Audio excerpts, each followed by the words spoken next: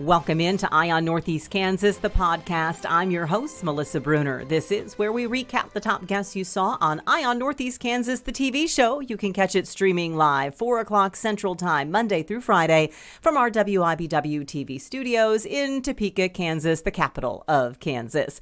We have some new faces among leadership around the area and faces that are trying to be joining leadership from our area and our state. Among them, new Topeka City Manager Robert Perez. His last position was as an assistant city manager in Dallas, Texas. He headed up infrastructure issues while there. He's been on the job in Topeka for just a few weeks now and made his first visit to the Red Couch already. We got a chance to ask him what some things are that he's already learned and where his focus will be. Welcome to you. Thank you, ma'am. And you come from Dallas, so 100-degree heat, you're like, that's nothing.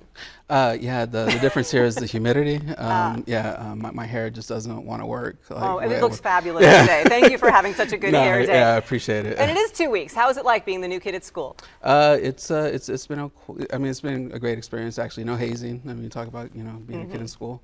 Everybody's been very, very welcoming. Definitely. Open to a lot of dialogue, asking a lot of questions on my side, but everybody's been very welcoming and extremely nice. What is the most eye-opening thing perhaps you've learned so far? How nice everybody is here, like super friendly, always, everyone I've talked to has offered, help in whatever I need, and that's been a great surprise for my wife and me. What was it that attracted you to Topeka and taking this opportunity? Yeah, so definitely for me, first and foremost, the fact that this is a capital city. To me, I believe that the capitals of states should be the center of everything. Should really be a model for the rest of the state. And so capitals, it's in my mind as well. I mean, as far as the way I see them, thriving cities, I think Oklahoma City, I think Austin, Denver. And definitely with the vision that council has laid out, I want to hopefully see us get there. And then again, just the challenges, a lot of challenges with public safety, a lot of challenges with economic development and homelessness. And so again, between the vision and the challenges that are here was a very exciting opportunity for me. You mentioned those challenges, but you were an assistant city manager in Dallas, and public works was your focus. That's correct. So if there's one thing that people like to complain about, it's their streets and their roads. And Topeka has had some challenges. We do have some major projects underway. When you look at Polk Quincy Viaduct and what the city has had to do with that, other streets that have been remade, with your background in public works and that sort of street infrastructure, how do you see Topeka maybe being able to improve? Where are some challenges? What things do you have in your background that you could translate here to address that complaint that a lot of people have? Right. So a lot of it, and regardless if it's Dallas or Topeka, a lot of it has to do with a lot of times our need exceeding our available resources. And then, so a lot of it is prioritizing our work. And I guess my infrastructure public works background, we used infrastructure in Dallas to serve multiple purposes. For instance, we know if we have a high crime area, we can install additional lighting, bright lights to help deter crime. We know that we can utilize infrastructure to spur economic development or housing, partner with developers on maybe doing the streets and utilities, which allows for additional development or affordable housing. So what I'm really hoping to do is ensure that, I guess, maximize the collaboration where we have those opportunities. And how do you get that buy-in? Because a lot of times developers want the city to give them an incentive to do that and the city to kick in all of that in order for them to come in. Right, and I really do believe that there are opportunities for those types of relationships. Sometimes putting in water utilities or putting in other types of infrastructure could pose barriers to development, particularly on the housing side. So what I'm hoping we can do is we can leverage those types of partnerships. Maybe we do work with the developer to put in the infrastructure, but maybe they help us on the other side with affordable housing, and as a relationship. How much key is that affordable housing? Because you mentioned homelessness. That is something the city has been studying, has had a consultant come in. They've made an investment in studying the issue. There are some recommendations that have been made. We're hearing that it's going to take private partners to do that. Where is the city's role in kicking in some of that financial support and some of that program support to get those solutions in place? So yes, I do believe that it's going to be a collaborative effort between the public and private sectors. Obviously, we can make recommendations, and we definitely want to be a partner, obviously with the governing body's approval. But I do believe that there is, as part of that puzzle, there's a piece that the city has to fill. And so as we move forward in the next few weeks, we'll be developing those roles. At the end, on July 30th, we'll be giving the governing body an update on our homelessness efforts, to include the city's participation in a Built for Zero model that will basically be a collaborative effort between state of Kansas, city of Topeka, and then the local stakeholders. Nothing like hitting the ground running. July 30th, already you're going to have some more on that. And also hitting the ground running, hearing from citizens. Tonight is the first public budget engagement session, 7 o'clock up at Seaman Community Church, so we'll be following that as well. Okay. Dr. Perez, thank you so much. It's lovely to meet you. Likewise, ma'am. Dr. Perez mentioned homelessness, and that is one issue becoming front and center once again around Topeka. The first summer point-in-time count will be undertaken. It is already taking place this week, and we got a chance to find out why they are deciding to pursue that. Christy Hobbs is with Vallejo. Matt Baldwin is with Breakthrough House, a couple of the organizations that are involved in this. Welcome to both of you. And I think the big question, Christy, is why do this second count in the summer? We just got the winter numbers from the count in January. Why summer? So homelessness is a big issue in Topeka right now. So I think the city and Vallejo, TRM, kind of want to get a better idea and understanding of what the numbers look like. And it'll be more realistic so that we can have an idea of what it looks like in the winter as well as what it looks like in the summer. What are some of the differences, Matt, that you might anticipate seeing summer versus winter when you try to get a handle on just how many people are homeless or unsheltered? That's hard to say, and that's a big part of why we're doing it, is because there are a lot of questions. I anticipate it being a little higher, honestly, because in the winter you're more likely people take pity and allow someone to come inside and sleep on their couch. Or in the summer, they're more likely to be outside on their own, independent. So that's kind of what we're anticipating. What, Christy, did we find in the January count? So we counted 537 individuals that are experiencing homelessness, which is a very large number, and it has increased. It was about 125 more than last year. Yes, and that number continues to increase as we get through the year. And then how do we use that number, and why is that number so important? Well, it's our justification for grants, developing programs, just showing why there's a need for more support in the organizations in town. What are some of the challenges you all encounter in addressing homelessness? I mean, we've been asking the candidates as they come in. We ask our city leaders as they come in and county leaders as they come in. You are all boots on the ground. What are the challenges that are happening? There's always the mental health aspect, substance abuse, and a lot of the times we come across is, are they ready? Are they wanting services? Are they wanting help from us? And a lot of the times when they say, Christy, I'm ready, we jump on it right then.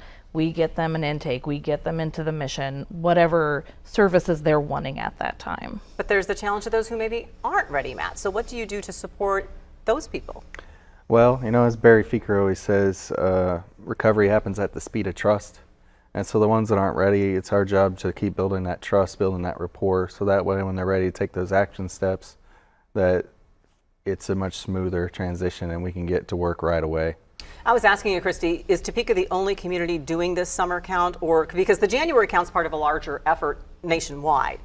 What's unique about this summer count? So this is the first one ever, and I believe that we are the only city in Kansas that are completing a summer count. Do you feel, have ever people been in touch with you and are interested in what you learned so that maybe they figure out if they need to do something more too? I'm guessing that they're gonna wait for our numbers and see what comes of it. I understand that you all have all the volunteers that you need. What else do you need the community to do to support this effort, Matt? And some donations and things? Absolutely. Water, water, water, water. Oh, it's gonna be hot when, yeah.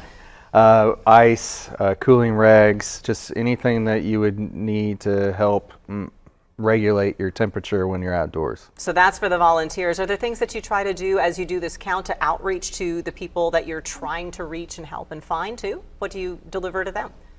Well, hopefully it's hope. Right. Number and one. showing that they matter and that they're valuable and that they're worth the effort and being out in the hot sun to talk to them.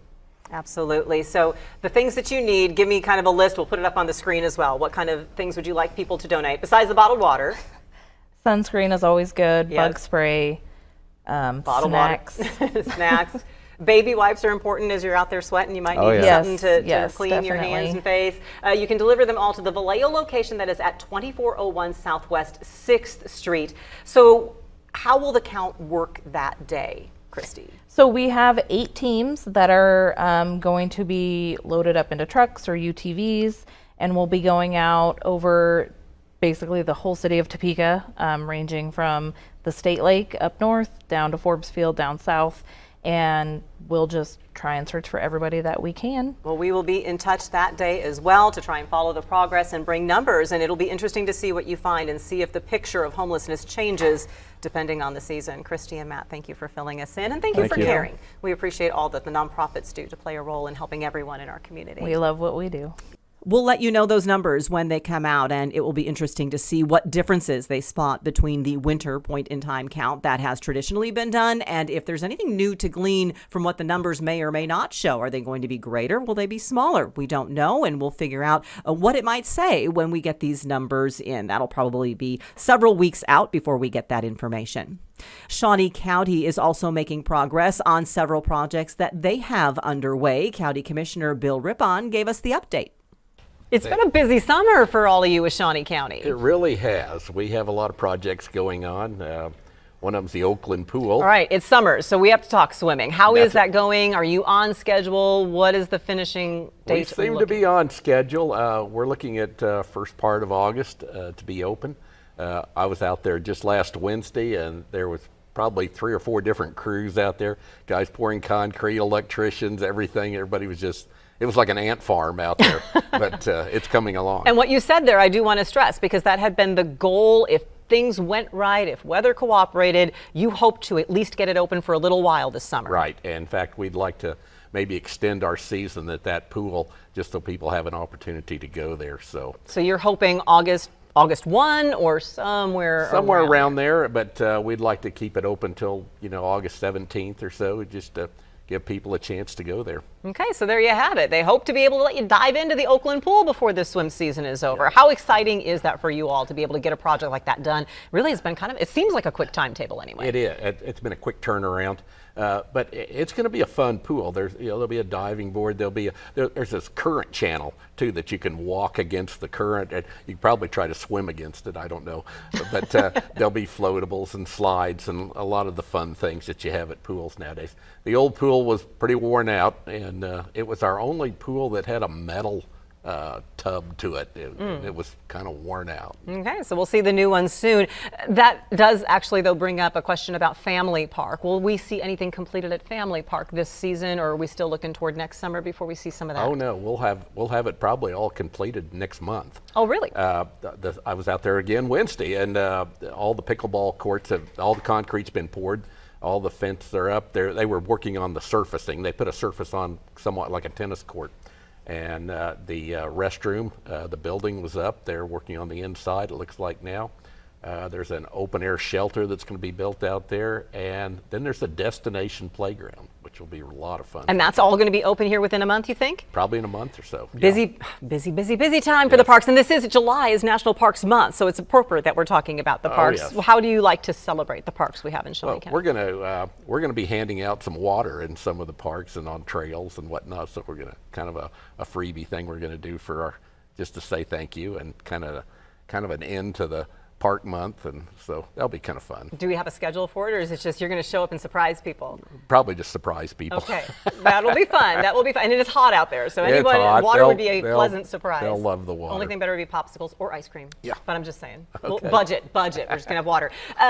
Courthouse renovations also have been underway. That's been kind of an extended project, not quite Right. the turnaround there. A little bit more involved. That was a difficult project because we were like painting a moving bus. We never did shut down all the operations in the courthouse and all the courts, the treasurer's office, register of deeds, all the different departments were still functioning, and we're renovating the building, so we were always moving people around. but we're probably 90% done now, and I think somewhere around late December, early January, we'll put a bow on it. What kind of things are left to be done? Oh, mainly the work on the third floor is where we're at. You know, they kind of doing it floor by floor, but there's some courtroom renovations need to happen up on the third floor.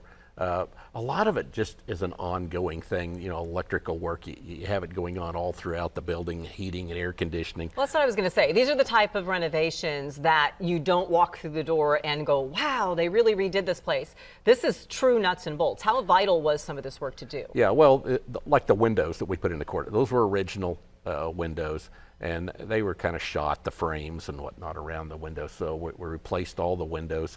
The heating, air conditioning was a big change. That building, it always seemed like there was cold spots and hot spots in the building, and should be much better now. Of course, there's new ceiling tiles going in, and a lot of new electrical work and new wires for computers. A lot of it you don't see, but it was things that needed to be done. Important to keeping the county running. Well, thank you so much for the update, and I'm excited to hopefully hear about some ribbon cuttings in the next few weeks to debut these new facilities in the area. Bill Riphahn, appreciate you being here with the update. Thank you, Melissa. All right, now on to the election cycle. We have been sharing our one-on-one interviews with the 5 Republican candidates who want to take over the state's 2nd District Congressional seat. It is an open seat with Jake LaTurner not seeking re-election. There are 2 Democrats in the race. We'll be hosting them in our studios in the next couple weeks. The 5 Republicans, though, now have already been there. The final 2 joined us over the past week. Let's hear first from former Kansas Attorney General Derek Schmidt. Welcome to you. Good to have you here. Thank you. It's great to be back, Melissa. And you back because you were here quite a bit when you served as Kansas Attorney General. What was your record there, and why make this jump for Congress? Yeah, we so much enjoyed the opportunity to serve Kansas for those 12 years as AG. It's sort of hard to believe it went by so fast. I've been out of office now for about a year and a half, and have just been enjoying the blessings of liberty, practicing a little law and doing a little bit of farming, hobby farming on the side. And but when Congressman LaTurner decided he wasn't going to run, we took a hard look. I mean, this is my home. We love this place. I think, you know, America is a wonderful country. We do have some serious challenges, and we need serious minds that are willing to engage and try to solve problems. And I think we still have something to give. So we're in, and what a great system that we can be a candidate and voters decide. All of the Republican candidates have been talking about how conservative they are, and the 3 who were here before you with their interviews, same thing, very conservative. Many aligning themselves with former President Donald Trump, who is trying to get back to the White House. Where do you fall in line with those policies, and how much do you align yourself with Donald Trump? Yeah, well, I've always said I'm a conservative Kansan. That's my view, it's my worldview, it's my outlook. I've never shied away from that. I think it's important to listen to all points of view, but at the end of the day, you have to be firm to your principles, and that I am. You know, in terms of President Trump, look, he's going to be, I believe, the next president. I realize people have a different point of view on that, but I think it's, at this point, it's a bipolar choice, if you will. I mean, you're either going to choose Trump or you're going to choose President Biden. I don't think that's a close call. I think President Trump has a lot to give to the country still, and I'm very optimistic that we're going to be able to really make some progress over the next 4 years. Where are the areas you want to see the federal government focus? Yeah, there are so many challenges that we have as a country. In the course of campaigning, I've obviously listened to a lot of folks around the 2nd District, Oklahoma to Nebraska, and I've sort of distilled it down to 3 areas that I hear everywhere I go, whether it's in Topeka or in the smallest community in the district. I call it the 3 I's. It is illegal immigration, what's happening on our southern border that has to be secured. It doesn't have to be this way. This is a function of bad public policy decisions, and it can be fixed by good public policy decisions. The second I is inflation, or just the cost of living, the cost of daily life. And to the extent that's a federal public policy issue, it is a function of the federal government spending beyond our means. We have to start to rein that in, or we're going to continue to drive prices up, as has happened for many years and just exploded over the last 3.5 years. And the third is the intrusion of big government into our lives. Everywhere I go, people talk about whatever their interest is, or their part of the world. Can't the government just leave me alone and let me live my life? Don't tell me what type of car I need to drive. Don't try to push me into this type of appliance or that type of appliance. Don't tell me what I have to do with my private property. Let me live my life. Trust me. And so those are the areas I'd really like to see if we can engage and make some progress. There are some women's health advocates who would say, don't tell me what I can and cannot do with my body. And by that, I'm referring to the abortion debate that's going on, not just at the state level, but also at the federal level and in Congress. We just had a Kansas Supreme Court ruling come out. There's been some talk from your opponents that some of these challenges to Kansas abortion laws started under your tenure as Attorney General. What can the federal government do? How do you defend your record on what's happened with, even at the state level, on abortion policy? Well, I'm pro-life. I've always been open about that. I've always been a pro-life candidate, and I continue to be. As Attorney General, we defended the laws of the state of Kansas against challenges. We won some of those. We lost some of those. Obviously, ultimately, those decisions were made by the courts, not by the Attorney General, but we did our job in defending the law as the legislature had written it. My view is that going forward, we should try to find areas that we can make progress. For those of us who believe in life and believe that every life is sacred, including the unborn, it's important to figure out how we can advance the ball, if you will, how we can support women, for example, support mothers, prenatal care, obviously anything in terms of trying to protect both mothers and their children, I think makes a lot of sense. It is a field of five. How do you make yourself stand out? What makes you different, and do you believe better deserving of votes than your opponents? Well, Kansans know me. Folks in the 2nd District certainly know me. I've served for a long while, and they know both my heart and my record. At the end of the day, I'm in this race because I believe we can do better than we're doing as a country, and we have to have a strong voice in Congress to stand up for us and to be our advocate as this country works its way through some very difficult challenges. I've got a long record of being an effective advocate for Kansans. I would love to do this job. I think I'm in a position not only to know and be able to reflect the district, but to, as they sometimes say, hit the ground running and be an effective voice among 435 folks in Congress. Derek Schmidt, Republican seeking the 2nd Congressional District state. We've heard from 3 others. The 4th, Shawn Tiffany, will be with us tomorrow. Derek Schmidt, thank you so much for being here. Thank you, Melissa. Hearing Thanks for from having me you back. again. You bet. And rounding out our candidate interviews was the current president of the Kansas Livestock Association, Shawn Tiffany. Here's what he had to say. Welcome to you, sir. Good afternoon. Appreciate you coming in, and you've been watching for rain because you have a background in agriculture, farming, ranching. What have you been doing for a career in life? Yeah, so I have spent my entire life in agriculture. The last 17 years, my brother and I have owned and operated Tiffany Cattle Company. We are truly living the American dream. We bought the business that we grew up working in and that our father managed with a handshake as our down payment and collateral in 2007. We had 6 employees and 2,500 head of cattle at that time, and today we'll finish about 80,000 head of cattle a year on behalf of farmers and ranchers throughout the Midwest, and we employ over 60 people, and I'm really proud of that in our rural area to have those jobs. It's very different than politics. Why did you decide to enter an election race? Well, it is different, but it's not. Ultimately, everything in life is about relationships and cultivating those relationships, and that's true whether you're taking care of livestock on behalf of America's farmers and ranchers, or whether you're legislating and making laws. And I'm a political outsider, Melissa, but I'm certainly no stranger. I've worked in D.C. on behalf of Kansas agriculture on numerous occasions, as well as rural broadband provision, and even on behalf of Israel at times. And so I'm familiar with D.C. and how it works, and I just feel strongly that it's time that we get away from career politicians representing us, and we send people that have business experience, real world Kansas experience, and folks that just understand and know exactly what government regulation, intrusion, taxation means to Kansas businesses and families. I've been asking all of the candidates because all of you have been aligning to some extent with former President Donald Trump, who wants to get back into the White House. Where do you fall in line with his policies, procedures? How closely would you consider yourself fully on board with what he says does, or maybe where do you differentiate? Well, I think President Trump was very successful because of the fact that he is a businessman and has that mindset and is not a career politician. And like him, that's the same thing that I bring to the table. I know what it's like to take risks and drive a rural economy and Kansas economy. And one of the things that I think Trump did extremely well was to put America first. In every negotiation that he entered into, he made sure that it was good for America and Americans. And we've got to start taking care of our country again before we start worrying about what's going on in every other corner of the world. I took the time last month to go down to the border with Texas, or the Texas border with Mexico. I actually developed a border plan, And we have got to quit spending money in Eastern Europe. With the money that the Biden administration has spent in Europe, we could have built the border wall several times over. And we've got to protect our country. I intend to stand with Donald Trump in securing our border and deporting illegal aliens who are not here for good reasons. Do you see any path for people to stay in the country, and where do you fall in terms of letting some people in, or do we let no one in?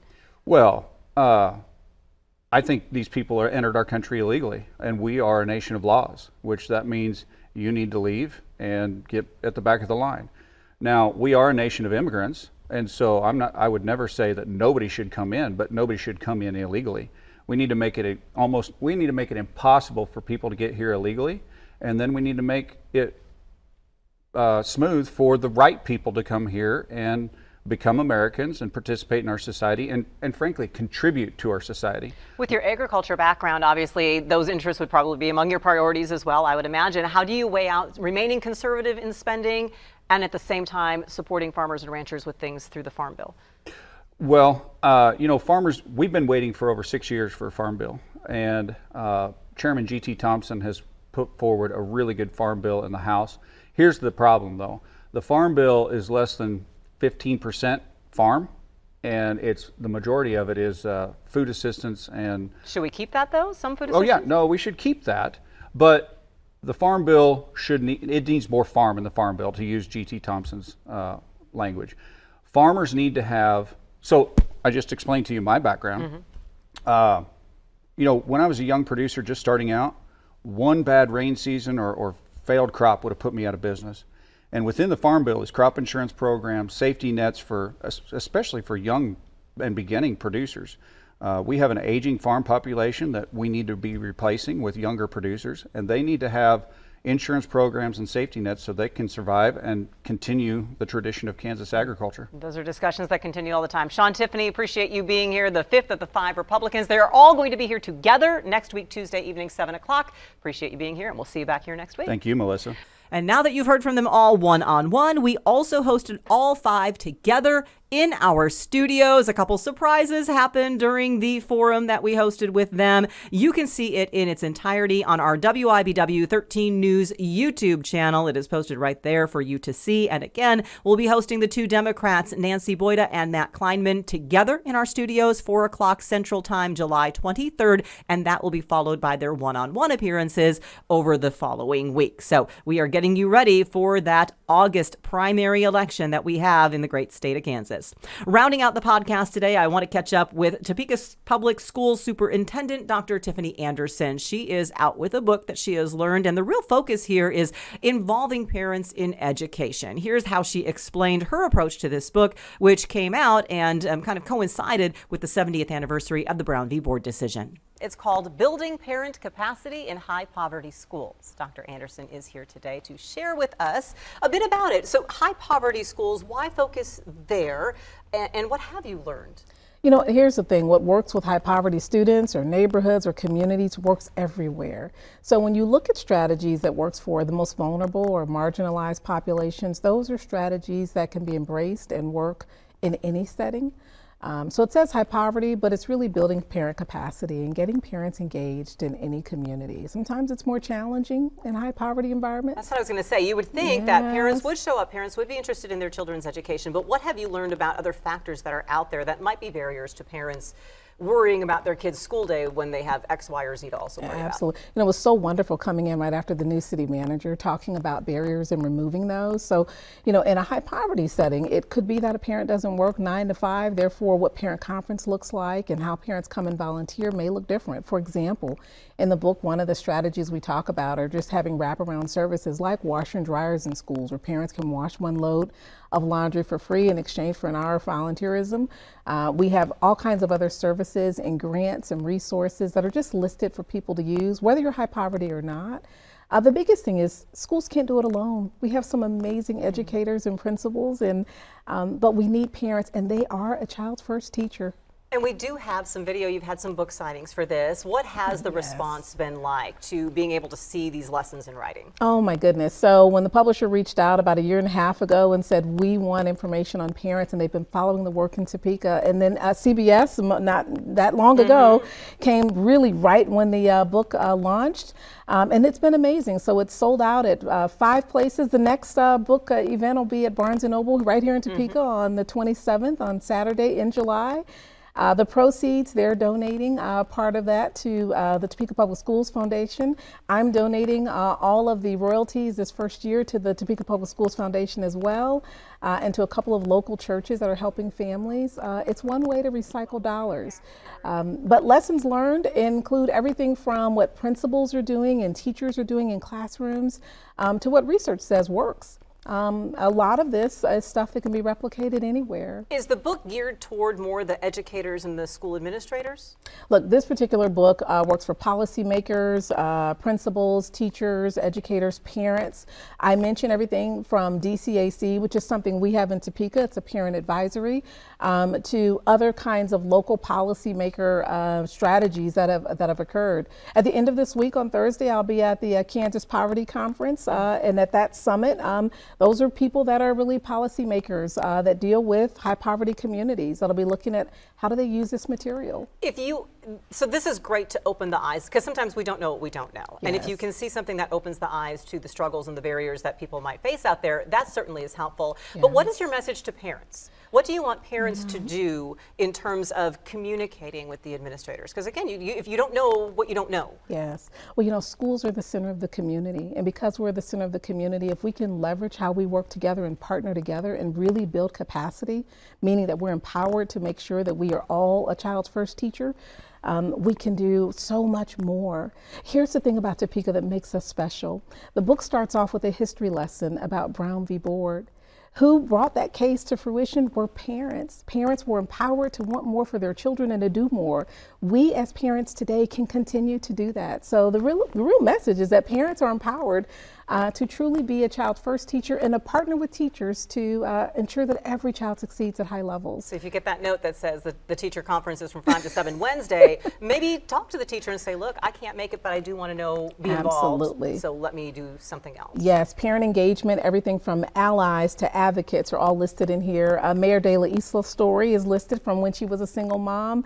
Ross Elementary is listed, and parents across this community are highlighted in some special ways, in addition to a lot of strategies that anybody can use. A lot of great lessons there, folks. If you want to meet Dr. Anderson and see the book, go to her book signing event, support the Topeka Public Schools Foundation. That book signing is 1 to 3 p.m. July 27th at Barnes & Noble, 17th and Wanamaker in Topeka. You can also get the book at corwin.com. Thank you so much for sharing. Appreciate it. So that book signing will be benefiting the Topeka Public Schools Foundation. We also have a link to where you can find that book on our website, WIBW.com. It is in the story that is approached with this interview, attached to this interview. Because remember, you can see all of the segments with all of the guests that cross through our studios, that we cross paths with on Eye on Northeast Kansas, on WIBW.com, and on that YouTube channel that I mentioned, where you can also see the complete District 2 Republican Candidate Forum, WIBW 13 News on YouTube. Click subscribe while you're there, and you can catch all of our studio selfies as well. We have a little fun with our guests. I post the links to the segments along with those on my Facebook page, which is WIBW Melissa Bruner. Glad to have you along for a listen, and until next time, we'll be seeing you on the Red Couch.